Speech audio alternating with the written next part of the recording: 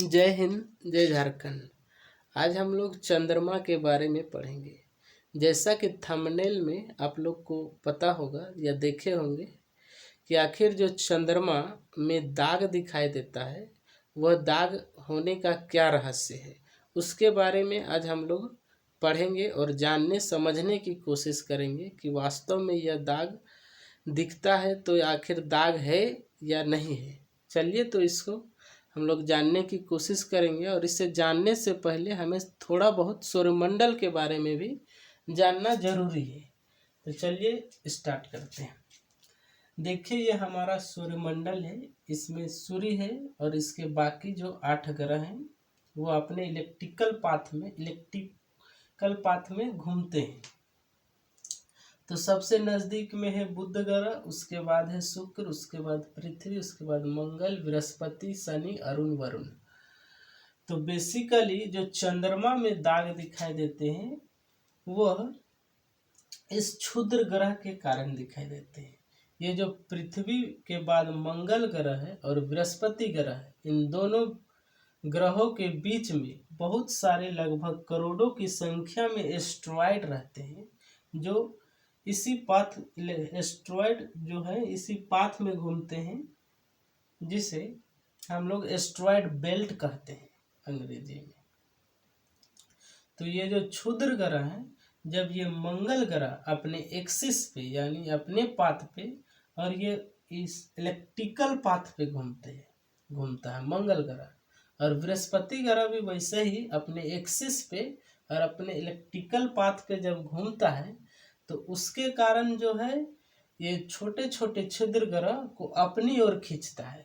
कुछ बृहस्पति ग्रह अपनी ओर खींचता है, कुछ मंगल ग्रह अपनी ओर खींचता है, और इसी खींचने के कारण कुछ मंगल ग्रह में गिरते हैं, जबकि कुछ जैसे ये मंगल ग्रह है ये खींचने के दौरान आगे भी बढ़ रहा होता है, तो कुछ तो मंगल ग्रह में गिर जाते हैं, लेकिन जो बचे होते हैं जो खींच के इधर लाए होता है मंगल ग्रह द्वारा जो क्षुद्र ग्रह लाया होता है वो मंगल ग्रह में नहीं गिर पाता है क्योंकि यह आगे बढ़ जाता है। तो इसके बाद में जो रहता है वो पृथ्वी रहता है मंगल के बगल में, और पृथ्वी का एक उपग्रह है चंद्रमा, वो रहता है। तो इसके खिंचाव के कारण जब ये आगे बढ़ जाता है तो ये क्षुद्र ग्रह आके पृथ्वी में और आके चंद्रमा में गिरते हैं।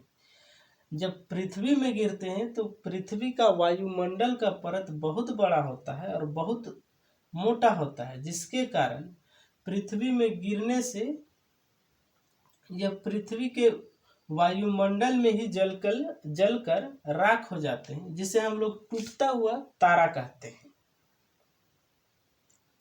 जैसे आप कभी कभी देखे होंगे कि पृथ्वी की ओर कुछ एस्ट्रॉयड बेल्ट आते हैं तो बहुत मात्रा में वह चमकते हुए हमारी पृथ्वी की ओर गिरते हुए दिखाई देते हैं और कुछ ही सेकेंड में यह खत्म हो जाते हैं। असल में ये क्षुद्र ग्रह होते हैं जो पृथ्वी की ओर गिरते हैं, लेकिन वायुमंडल की इतनी मोटी परत है जो इसकी स्पीड को यानी गति को कम कर देती है,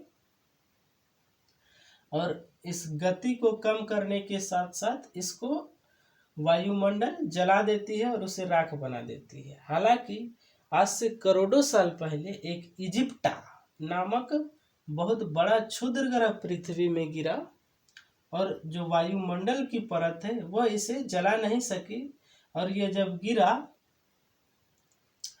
तो पूरे डायनासोर की प्रजाति को खत्म कर दिया। उसी प्रकार चंद्रमा में भी गिरते हैं, लेकिन चंद्रमा में वायुमंडल नहीं है, जिसके कारण जब ये गिरते हैं तो डायरेक्ट चंद्रमा में गिरते हैं और ये चंद्रमा को गड्ढा कर देते हैं।